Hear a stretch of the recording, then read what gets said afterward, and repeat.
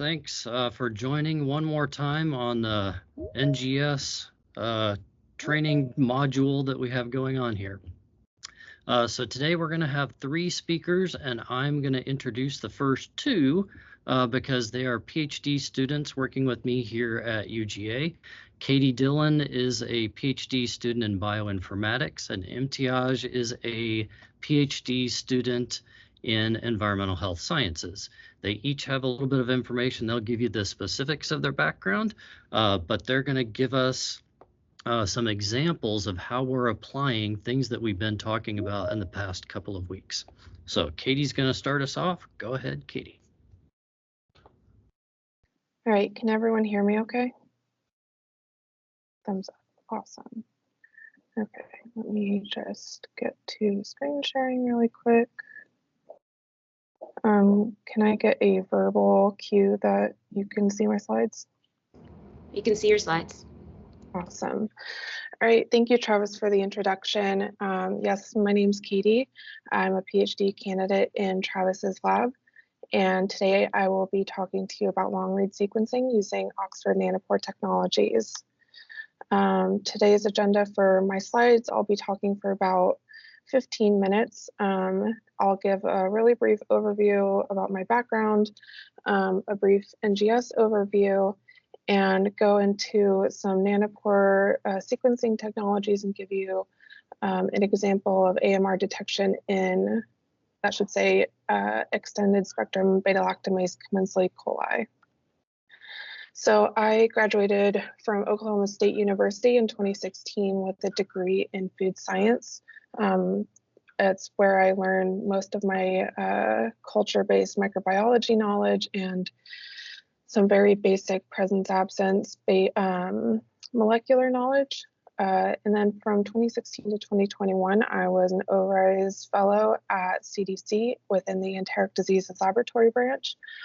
There I worked mostly with primary specimens, mostly human stool specimens. I was able to apply even more of my microbiology knowledge there, mostly working with Salmonella and E. coli, and was introduced to next generation sequencing. My last year there, I also worked with COVID and did a lot of high throughput sequencing with that. And then afterwards in 2021, I joined Travis's lab at UGA. I'm with the Institute of Bioinformatics.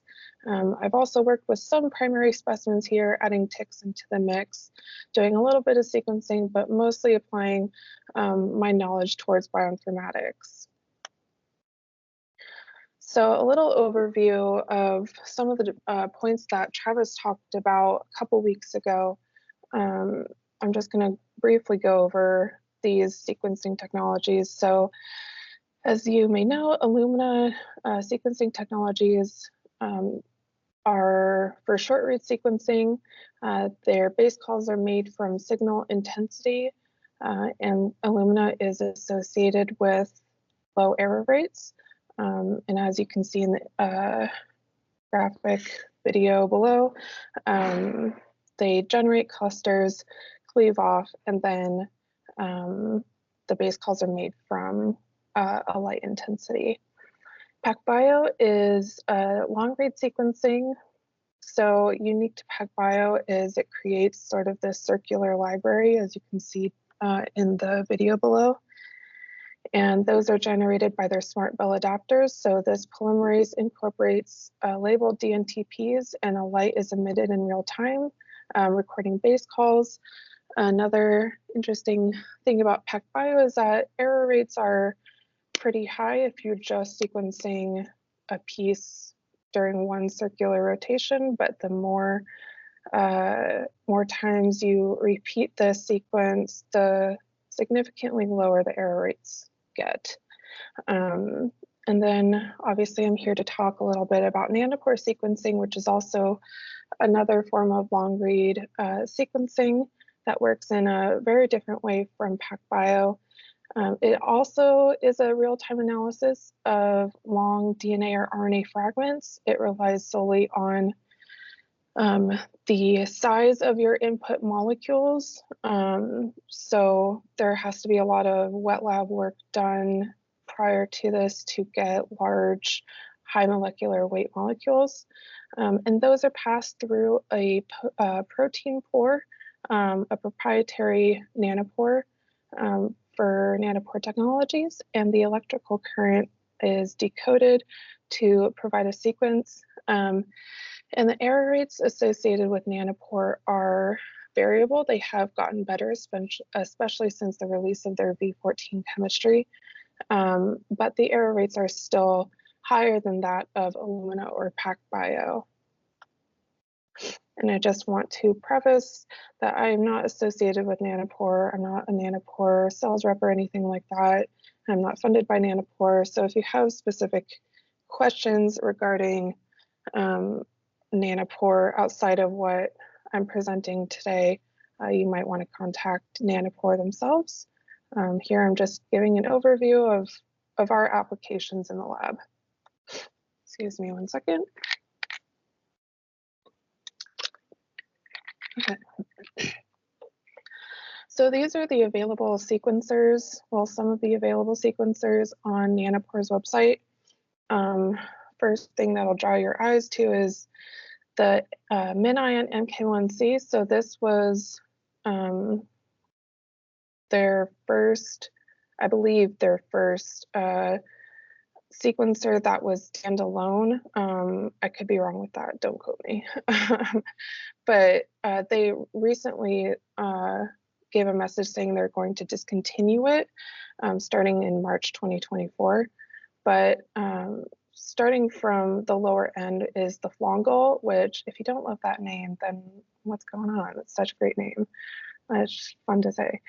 And that's sort of your cheapest sequencer. You're not sequencing a ton of samples. You're not a high throughput lab, but it gets the job done. But you do need a MinION MK1B, which is the original MinION sequencer in order to use the Flongle adapter.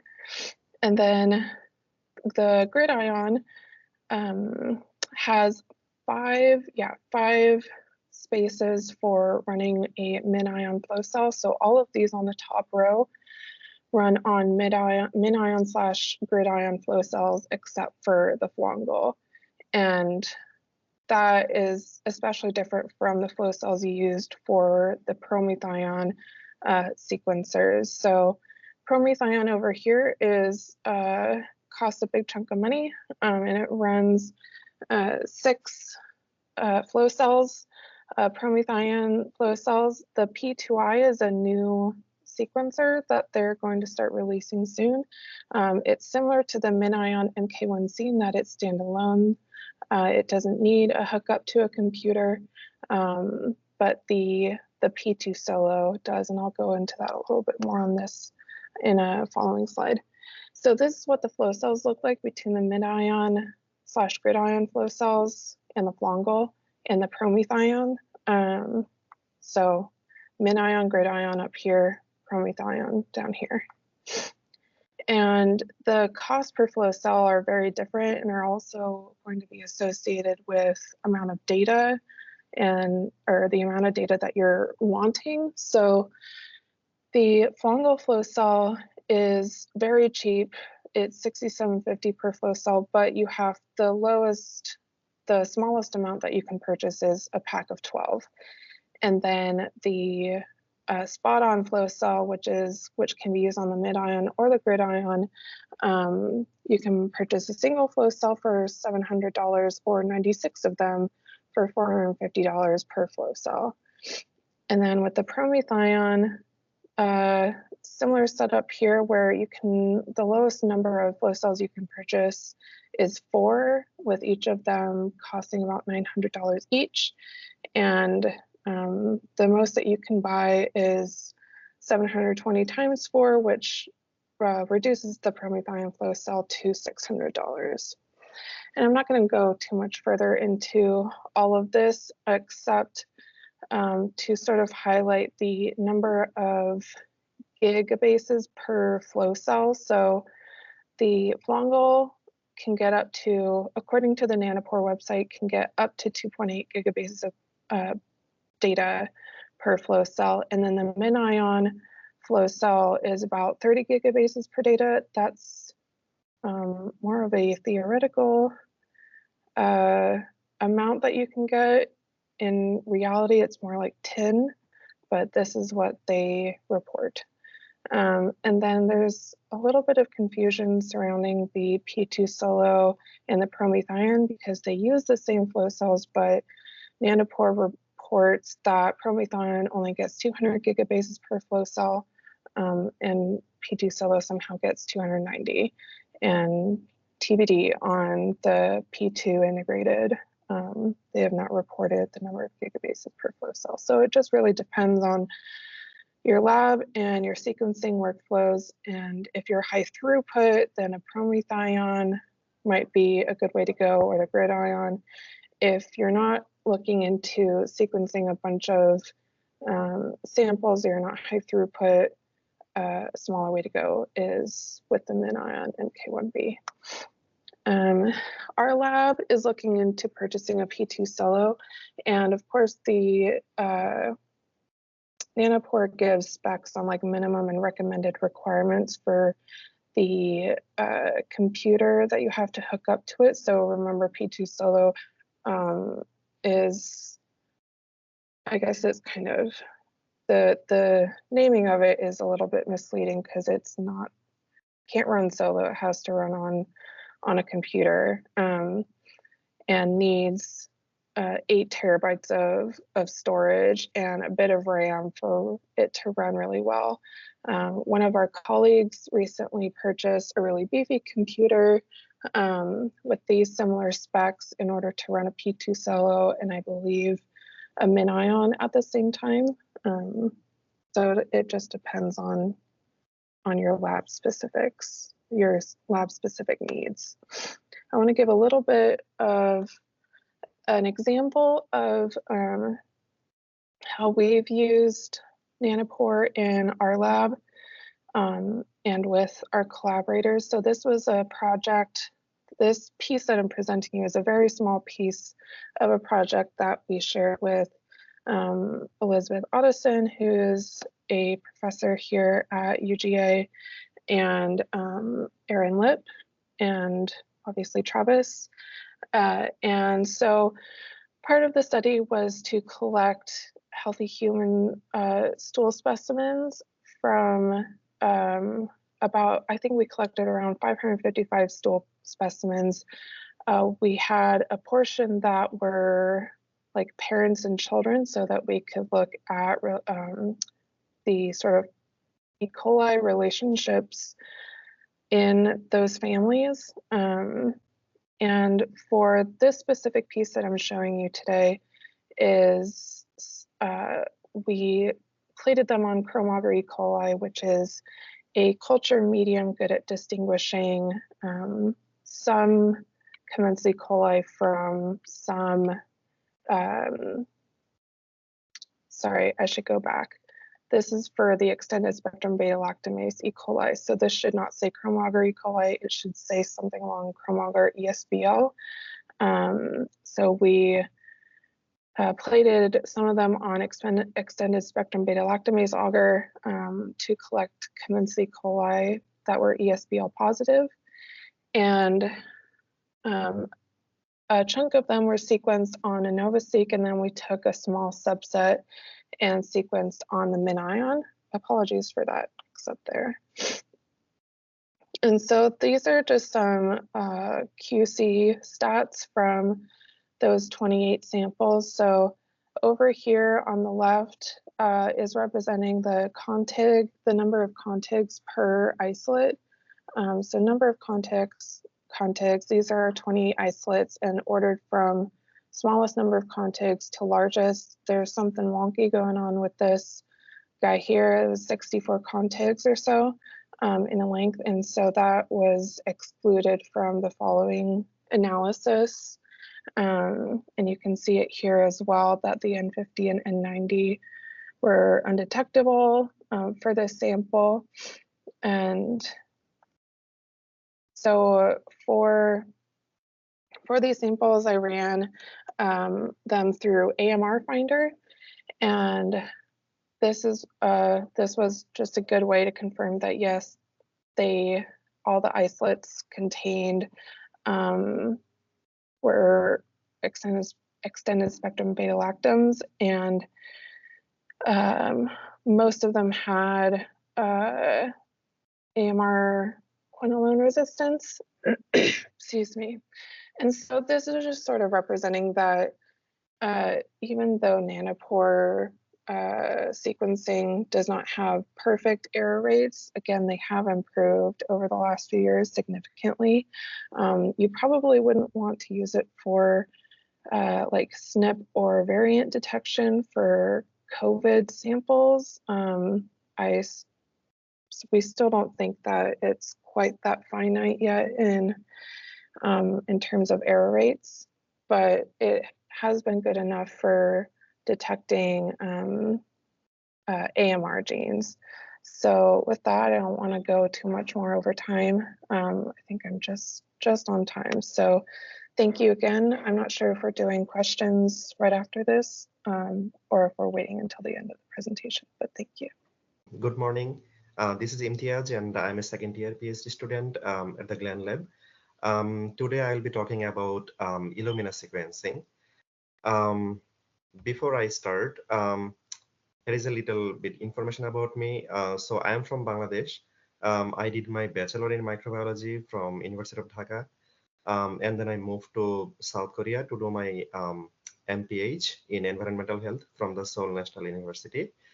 And in 2022, I moved to USA and started working for the Georgia Genomics and Bioinformatics Core as genomics specialist. And then from August 2022, I started working with Travis towards my PhD in environmental health. So today we will be talking about a iNextEra library preparation protocol for sequencing human infecting Cryptosporidium species. Why Cryptosporidium is so important for us?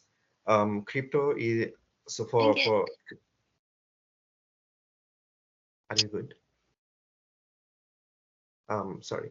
So Cryptosporidium is an eukaryotic parasite which uses fecal oral route, and it's waterborne, but also found in food. It causes major outbreak in urban settings if it gets access to the water system. It causes millions of deaths per year, mostly in the developed countries, and it is a leading cause of death in children under 5. And all the information that we have about crypto is mostly based on limited amount of genetic data.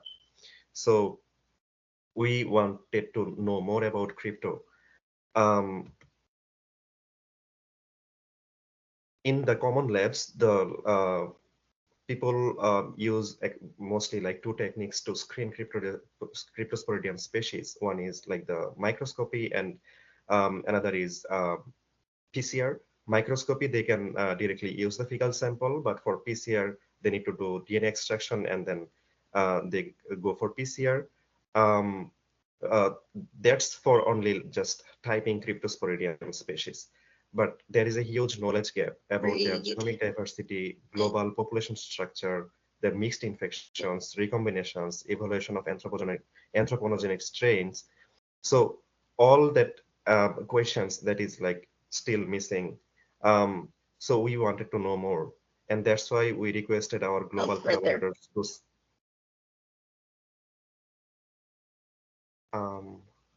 Are we okay? Sorry. Yes, if you have your mic on, can you please mute yourself? Sorry, go ahead.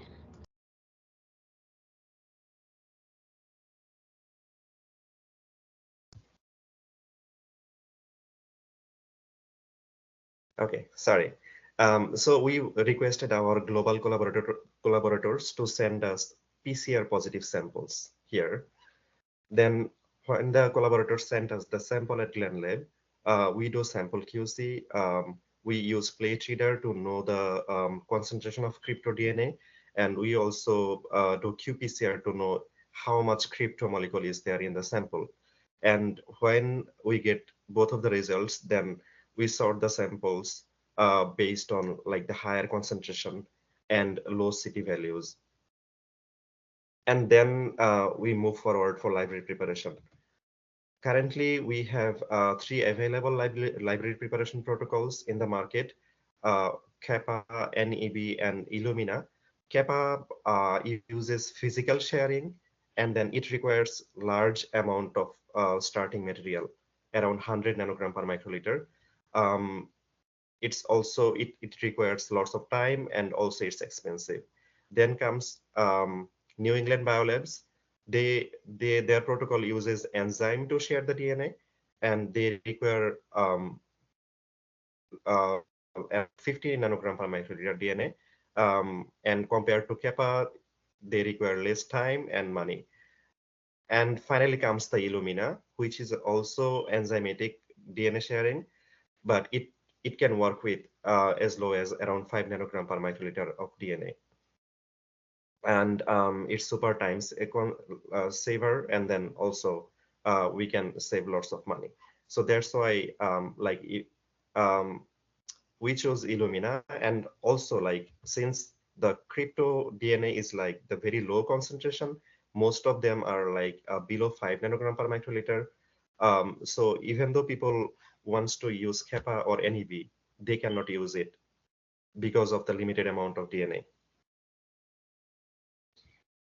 Before I start talking about the Illumina prep, let me give you a little bit information about their bead-linked transposon. The Illumina DNA prep protocol, it uses BLT, which is bead-linked transposon. It has both enzyme and the like beads, like both linked together.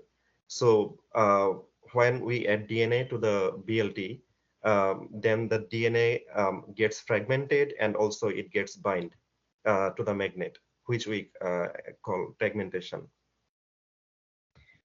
This is the overall workflow that we use. Initially we do the library construction, then we move to library enrichment.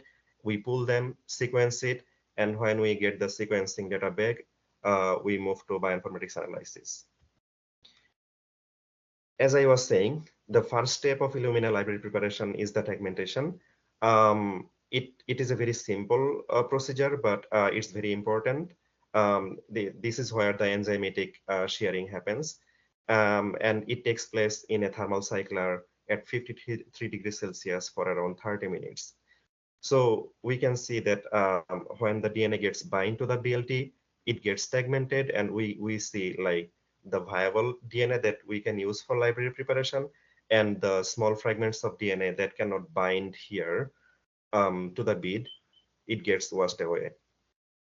So when this segmentation is happening during this 30-minute time, we can start preparing for our next step, which is the reduced cycle PCR amplification. For this amplification, we need a Q5 reaction buffer, DNTPs, hi-fi DNA polymerase, and we also add our index primer, which is iNextEra 5 and 7 primers. And we are saying it's reduced cycle PCR because we are using only 10 to 16 cycles of PCR here, and the cycle depends on how much input DNA I'm starting with. If we start with more DNA concentration, then we can use less cycle of PCR. But if the DNA concentration is low, then we have to increase the PCR cycle. And in around like 1 hour 30 minutes or so, the PCR amplification is done, and then we get our final library molecule. So after library prep, when we do the gel electrophoresis, this is a general image of gel that we see. Before library prep, we always try to start with similar concentration of DNA, but not all the concentrations are same. So all the smears that we are seeing, the intensity of the smear is not same for all, but we can see that we have a very good amount. The green color shows very good quality of library. And then we have the yellow one that is moderate. We can still work with that, but the red one, we have to retry.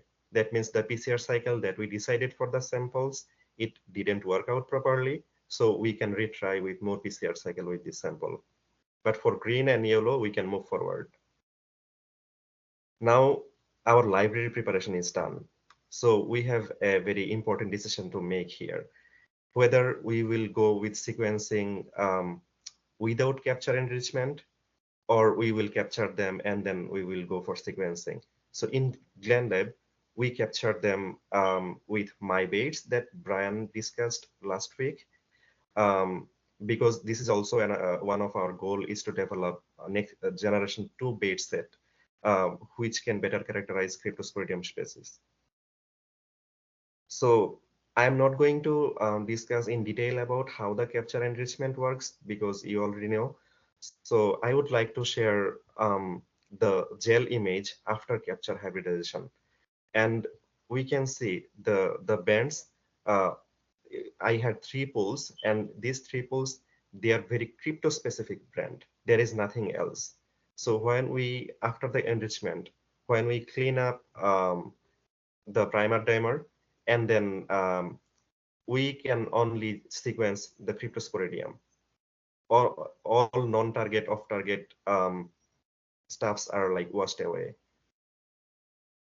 So we usually use NovaSeq for sequencing, and then when we get the data back, we proceed to bioinformatics analysis. So we use capture enrichment for crypto. This picture actually shows why we chose capture enrichment. The first image, actually, and we used crypto WGS bait set too. So the first image, this is without capture. The library that prepared, it didn't go to any capture hybridization. We sequenced it like straightforward from there. So we wanted to actually see only Cryptosporidium parvum. But crypto parvum was mixed with background DNA, and then we sequenced it. And the green signals, it shows the crypto, but we can see other off-target like reads as well. When we do single enrichment, then we can see the green cover rate increase. That means we are getting more crypto that we wanted. And what we did, we captured it again. So we captured the captured product that we call double capture or double enrichment. And we can see that mostly, or it's like Cryptosporidium parvum. So we follow this protocol like double enrichment for all our samples. So that's all I wanted to share today. If you have any questions.